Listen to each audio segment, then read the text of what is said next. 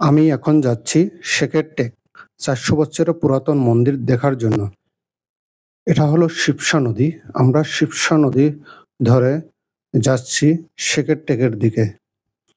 সুন্দরবনের ভিতরে এই মন্দির কোথা থেকে আসলো তা বিস্তারিত শোনা যাক আমাদের ট্যুর গাইড হৃদয় ভাইয়ের কাছ থেকে। এখন আমরা আছি শিবসা নদীর তীরে শেখের খাল নামে একটা ছোট খাল আছে, সুন্দরবন সংলগ্ন একটা খাল। তো সে খালের মধ্যেই শেখের একটা মন্দির, এটা প্রায় ৪০০ বছর আগের মন্দির। ৪০০ বছর আগে এখানকার যারা বাসিন্দারা ছিল তারা এই একটা ধর্মীয় উপাসনালয় ছিল, যেখানে তারা সারাদিন কাজ করে এখানে তাদের সৃষ্টিকর্তার কাছে প্রার্থনা করত। তো ওই সময় থেকে ওই আমল থেকেই প্রচলিত ছিল যে এই মন্দিরটা বাঘেরা পাহারা দিত। সেই অনুযায়ী, সে প্রচলন অনুযায়ী এখানে অনেক টুরিস্ট, অনেক গার্ড যারা কাজ করছে, এই সংস্কার কাজ করছে, তারাও বিভিন্ন সময় বাঘের সম্মুখীন হয়েছে, বাঘ দেখছে। তো আমরাও সেই আশা নিয়েই আসছিলাম, তবে আমরা আশা করি এখন কোনো বাঘ নাই, দেখতেও পাইনি।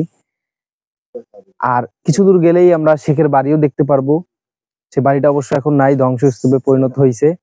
এবং এইখানে কিছু সাজাপ্রাপ্ত আসামিদেরকে এখানে এই দ্বীপটার মধ্যে, এটা তো একটা বসতি দ্বীপ ছিল, এখানে এনে রাখা হইতো, কারণ তারা লবণ চাষ করতো। আমরা সুন্দরবনে বিভিন্ন জায়গায় দেখবো চুলা টাইপের আছে এবং মাটির ভার ভাঙা আছে। ওরা ওই সময় সুন্দরবনে গাছ কেটে কেটে সাগরের পানি দিয়ে লবণ তৈরি করত, এবং ওদের একমাত্র ইনকামের ওয়ে ছিল লবণ চাষ করা, এবং এই দ্বীপে এখানে বসবাস করতো। তো কালের বিবর্তনে এখন এটা সুন্দরবন, এবং কোনো মানুষজন এখন এখানে থাকে না, আসেও না। মাঝে মধ্যে কিছু টুরিস্ট আসে, আর বন বিভাগ এটাকে রক্ষণাবেক্ষণ করে। ধন্যবাদ সকলকে।